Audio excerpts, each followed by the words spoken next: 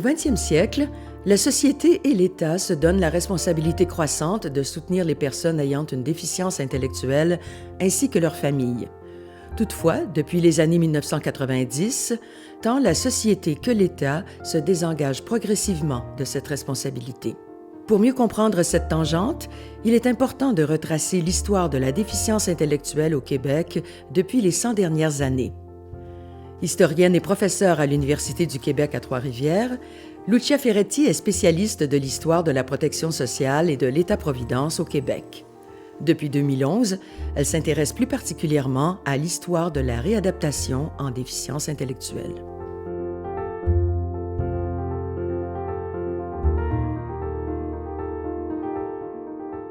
Avant la Deuxième Guerre mondiale, seulement 10% des personnes ayant une déficience intellectuelle sont internées. Il faut dire que les jeunes gravement atteints meurent souvent avant d'être placés. Aussi, la déficience légère est rarement diagnostiquée et elle se remarque somme toute assez peu dans une société où les modes de vie sont très encadrés et où on peut trouver de l'emploi sans trop de scolarité. Certaines familles placent tout de même leurs jeunes, particulièrement celles qui vivent en ville. Car vivre en ville signifie la plupart du temps logement trop petit, parenté trop loin et salaire insuffisant pour payer de l'aide à domicile. Le placement en institution, lui, ne coûte pas cher. Il y a aussi le facteur culturel. Chez les Canadiens français, l'institution est un complément de la famille à presque tous les âges de la vie et dans tous les milieux. Mais contrairement à leurs frères et sœurs qui sortiront un jour du collège ou du couvent, les jeunes ayant une déficience intellectuelle sont placés dans les hôpitaux psychiatriques pour la vie. C'est dans ces hôpitaux que la réadaptation en déficience intellectuelle commence. Dès les années 1920, les Sœurs de la Providence à Montréal et les Sœurs de la Charité à Québec ouvrent de petites écoles de réadaptation pour les enfants et les adolescents moins atteints. Ces initiatives se font presque sans appui financier de l'État, qui ne se reconnaît pas encore de responsabilité envers ces jeunes.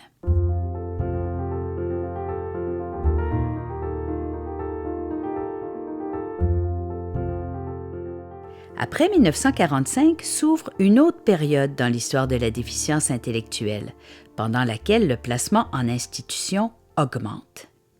Une des raisons qui explique cette augmentation est un changement dans la conception de la famille idéale. La famille idéale, c'est désormais celle qui a réussi. Elle appartient à la classe moyenne et compte seulement 4 ou 5 enfants. Or, cette réussite repose en grande partie sur la femme, qui doit veiller à l'épanouissement des siens. Dans ce contexte, l'enfant né avec une déficience intellectuelle devient une charge. Les experts jugent que l'enfant consomme trop de temps et d'énergie de leur mère au détriment du reste de la famille. Ajoutons à cela les progrès de la médecine, qui font en sorte que l'espérance de vie de ces enfants s'allonge. La pression sociale au placement devient donc très forte. Même les jeunes avec déficience légère sont plus fréquemment placés. Par ailleurs, la réadaptation fait du progrès. Les formations universitaires en psychologie, en éducation spécialisée et en service social sont en plein essor. Il y a désormais un noyau de professionnels québécois qui s'intéressent à la déficience intellectuelle. Les religieuses s'intéressent aussi à la réadaptation. En 1950, le Mont Providence est fondé par les Sœurs de la Providence. Un des objectifs de cette école est l'activation de l'intelligence par la stimulation intensive des facultés de l'enfant. L'autre objectif, pour les jeunes dont on envisage la sortie, est de les doter de comportements qui leur permettront de fonctionner le mieux possible en société. Malheureusement, le Mont Providence doit fermer ses portes en 1954, faute de financement convenable de la part des 2 paliers de gouvernement. Heureusement, l'expertise développée au Mont Providence est récupérée. Les professionnels qui y ont travaillé convaincre le gouvernement du Québec de soutenir un premier programme de formation d'éducateurs spécialisés dans une école normale d'État. Quelques-uns deviennent les initiateurs du Conseil du Québec de l'enfance exceptionnelle. Cet organisme va jouer un rôle majeur dans les années 1960 dans la réflexion sur la réadaptation en déficience intellectuelle.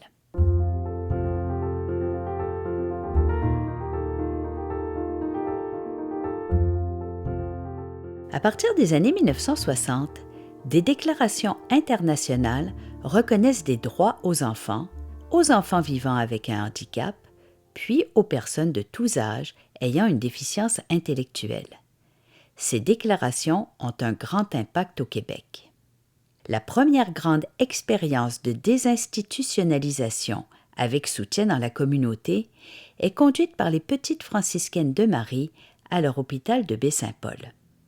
En 1977, est votée la loi assurant l'exercice des droits des personnes handicapées. En 1979, la Charte québécoise des droits et libertés de la personne interdit toute discrimination sur la base du handicap. L'État-providence se reconnaît désormais des devoirs vis-à-vis les citoyens ayant une déficience intellectuelle. La responsabilité de les instruire, de les soigner, de leur offrir des services sociaux, ainsi que d'assurer des dispositions pour le droit au logement et pour les services spécialisés.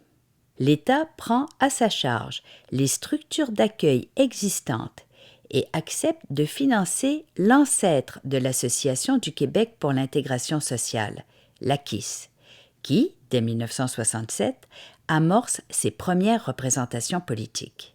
L'année suivante, l'Institut québécois de la déficience intellectuelle est créé, ce qui contribue à favoriser le partage d'expertise et à soutenir l'AQIS dans la promotion des intérêts et la reconnaissance des droits des personnes ayant une déficience intellectuelle. Entre les années 1960 et le milieu des années 1980, on passe, dans le secteur de l'éducation, des classes de réadaptation en institution aux écoles spécialisées, puis aux classes spéciales dans les écoles régulières, et finalement à l'intégration en classe régulière pour un plus grand nombre d'enfants. Le milieu scolaire demeure toutefois assez réticent. Côté logement, la déshospitalisation commence au milieu des années 60. Une des solutions sont les foyers de groupe. Ils sont conçus pour accueillir au maximum une douzaine de personnes dans une optique d'intégration sociale. Quand les personnes deviennent adultes et vivent dans la communauté, un des grands défis est celui de l'emploi. On passe à cette époque de la solution des ateliers protégés à celle du soutien public aux entreprises pour l'embauche des personnes ayant une déficience intellectuelle. Ce qu'on cherche, c'est l'intégration. En 1988, cette période se clôt par un document majeur du gouvernement québécois portant sur l'importance de l'intégration. L'objectif poursuivi est de transformer les services institutionnels en un réseau de services intégrés dans la communauté. C'est à ce moment que s'accélère la désinstitutionnalisation des personnes encore internées.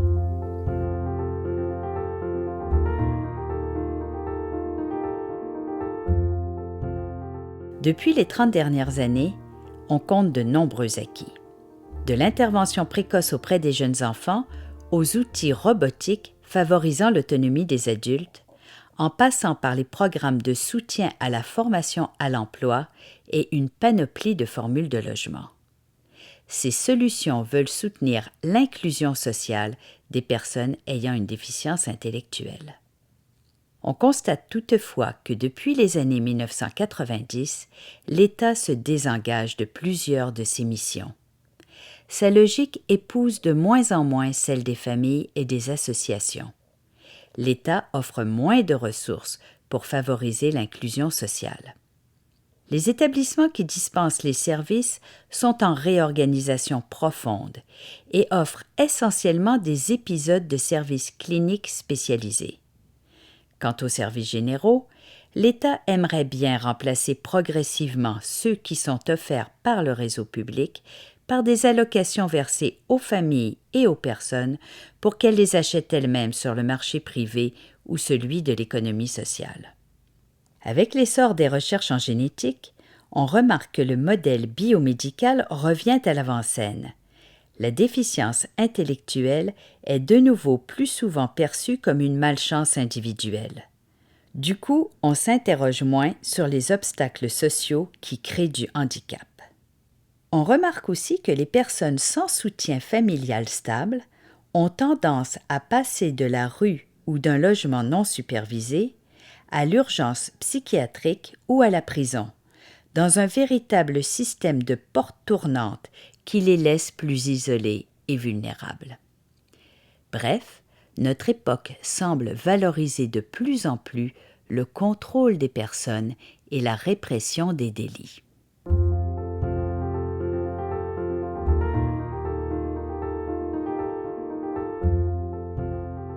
Au long du 20e siècle, nous avons collectivement pris conscience que les personnes ayant une déficience intellectuelle ont des capacités. Mais pour que celles-ci soient mises en valeur, il faut que chaque jeune et chaque adulte soit soutenu à la hauteur de ses besoins. Il faut aussi que la société dans son ensemble accepte de changer ses pratiques et ses priorités pour les laisser prendre leur place. Allons-nous laisser s'effacer cette conscience collective qui a pris un siècle à bâtir? Si nous répondons non à cette question, cela signifie qu'il faut relancer la mobilisation. Pour continuer à avancer, voire simplement pour conserver les acquis, il est important que parents, familles et leurs associations, enseignants, intervenants, professionnels, fonctionnaires et chercheurs se mobilisent pour que s'ouvre à nouveau la voie d'un avenir inclusif.